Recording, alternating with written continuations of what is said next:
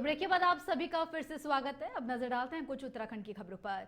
मुख्यमंत्री पुष्कर सिंह धामी हेलीकॉप्टर के माध्यम से खटीमा के एक निजी पब्लिक स्कूल स्थित हेलीपैड पर पहुंचे, जहां कार्यकर्ताओं ने मुख्यमंत्री का स्वागत किया।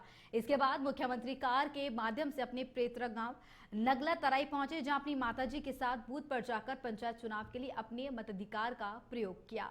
इस दौरान मुख्यमंत्री ने कहा कि त्रिस्तरीय पंचायत चुनाव को लेकर आम जनमानस में काफी उत्साह देखने को मिल रहा है। आदरणीय प्रधानमंत्री के नेतृत्व में देश की ग्राम पंचायत सशक्त हो रही है, जिससे कि सर्वांगीण विकास को बढ़ावा मिल रहा है।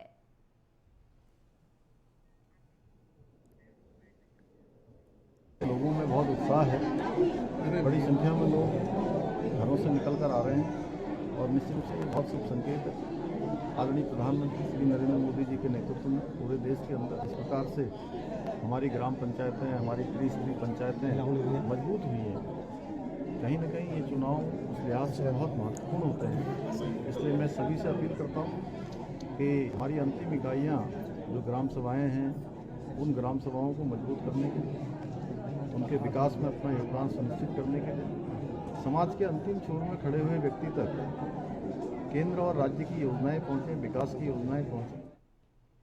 सरोवर नगरी नैनीताल से दूर 4 ब्लॉक बेताल घाट, ओकलघांडा, रामगढ़, धारी से में त्रिस्तरीय पंचायत चुनाव के प्रथम चरण का मतदान सुबह शांतिपूर्ण ढंग से प्रारंभ हुआ। जिले के 4 विकास खंडों के कुल 312 मतदान केंद्रों पर सुबह 8 बजे से मतदान शुरू किया गया, जिसमें मतदाताओं ने उत्साह के साथ भाग लिया। निर्वाचन की पारदर्शिता को और सुरक्षा सुनिश्चित करने के लिए सभी बूथों पर आवश्यक सुरक्षा व्यवस्था की गई।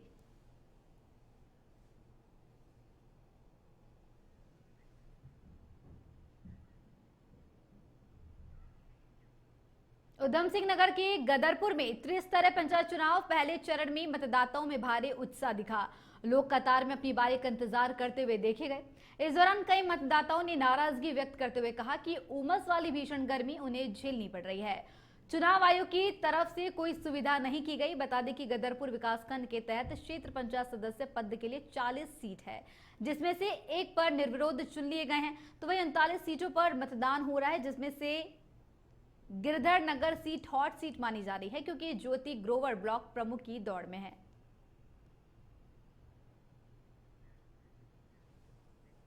ऐसा कैंडिडेट होना चाहिए। कैंडिडेट तो बहुत सारे हैं, बट ऐसा उम्मीदवार जीतना चाहिए जो हम लोगों के लिए काम करे, डेवलपमेंट करे, गांव में स्पेशली ध्यान दे, बच्चों की पढ़ाई पे, रोड्स बनाए, गंदगी को बहुत ज़्यादा देखे कि गंदगी ना हो, लोगों को मदद करे कि वो एजुकेट हो।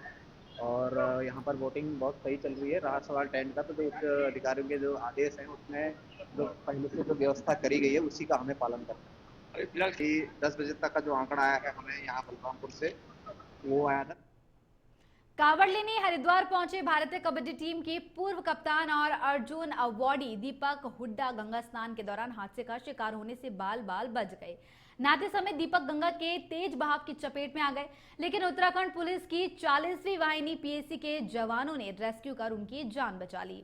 हुड्डा और उनकी पत्नी अंतर्राष्ट्रीय मुक्केबाज हैं और अर्जुन अवार्डी स्वीटी बुरा और परिजनों ने जवानों का धन्यवाद दिया। पुलिस के मुताबिक दीपक हुड्डा कावड़ मेले के अंतिम दिन रोहतक से कावड़ लेने हरिद्वार आए थे। समय रहते जवानों ने दीपक हुड्डा को बहने से बचा लिया। दीपक हुड्डा ने जवानों को धन्यवाद दिया और उनके साथ फोटो भी खिंचवाई। वहीं इंटरनेशनल बॉक्सर और अर्जुन अवार्ड विजेता, उनकी पत्नी स्वीटी बुरा और परिवार के अन्य सदस्यों ने भी उत्तराखंड पुलिस के मुस्तैदी की सराहना की। हरिद्वार के वरिष्ठ पुलिस अधीक्षक प्रमेंद्र डोभाल और 40वीं वाहिनी पीएसी की सेना नायक तृप्ति भट्ट ने भी टीम को शाबाशी दी।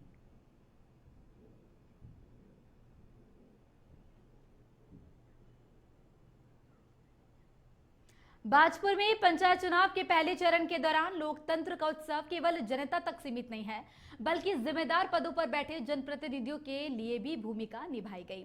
बीजेपी जिला प्रभारी और पूर्व दर्जा राज्य मंत्री राजेश कुमार ने मतदान केंद्रों का निरीक्षण किया और व्यवस्थाओं का जायजा लिया। राजेश कुमार ने बूथ पर मौजूद अधिकारी कर्मचारियों से बातचीत कर मतदान प्रक्रिया की जानकारी ली और मतदाताओं से लोकतंत्र को मजबूत करने की भी अपील की। इस क्रम में प्रधान प्रत्याशी प्रतिनिधि मोहन सिंह दवाकर ने भी बूथों का दौरा किया और लोगों को प्रेरित किया कि वे पूरे उत्साह के साथ अपने मत का प्रयोग करें। दोनों नेताओं ने कहा कि यह सिर्फ चुनाव नहीं, लोकतंत्र का पर्व है और हर मतदाता की भागीदारी जरूरी है।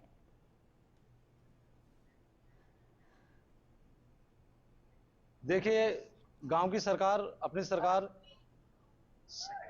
जो शुरुआती सरकार होती है गांव की सरकार, उसका आज निर्माण होने जा रहा है। और जो हमारे यहाँ के युवा हैं, युवाओं से लेकर बुजुर्ग तक पूरी मेहनत से भीषण गर्मी में अपनी सहभागिता निभा रहे हैं और अपने मतदान का प्रयोग कर रहे हैं। और मैं अपने सभी नौजवान साथियों और अपने गांव की, ग्राम गुड़िया की जनता से अपील करूंगा कि वे ज़्यादा से ज़्यादा मतदान का प्रयोग करें और मतदान 100% हो, जिससे कि गांव की एक अच्छी।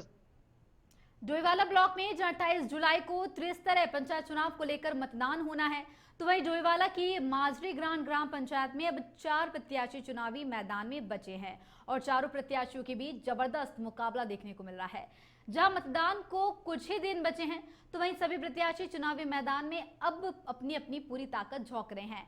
घर घर जाकर मतदाताओं को अपने पक्ष में मतदान करने की अपील कर रहे हैं, तो वह नुक्कड़ सभाओं की ओर से भी मतदाताओं को लुभाने का प्रयास किया जा रहा है। माजरी ग्राम क्षेत्र के ग्राम प्रधान पद के उम्मीदवार रीता पाल ने अपने चुनाव चिन्ह कार के साथ लोगों के घर घर जाकर डोर टू डोर कन्वेंस करते हुए पक्ष में मतदान करने की अपील की।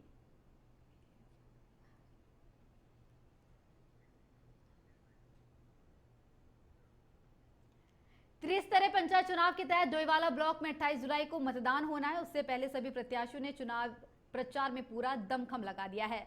मारकम ग्राम प्रधान पद के प्रत्याशी रणजोत सिंह ने भी जनसंपर्क किया। इस दौरान उन्होंने निवर्तमान प्रधान पर आरोप लगाते हुए कहा कि उनके द्वारा कोई विकास कार्य नहीं किए गए हैं, सिर्फ कुछ चुनिंदा लोगों को लाभ पहुंचाने के लिए उन्होंने कार्य किए हैं। मारकम ग्राम की जनता अब उनकी सच्चाई को जान चुकी है।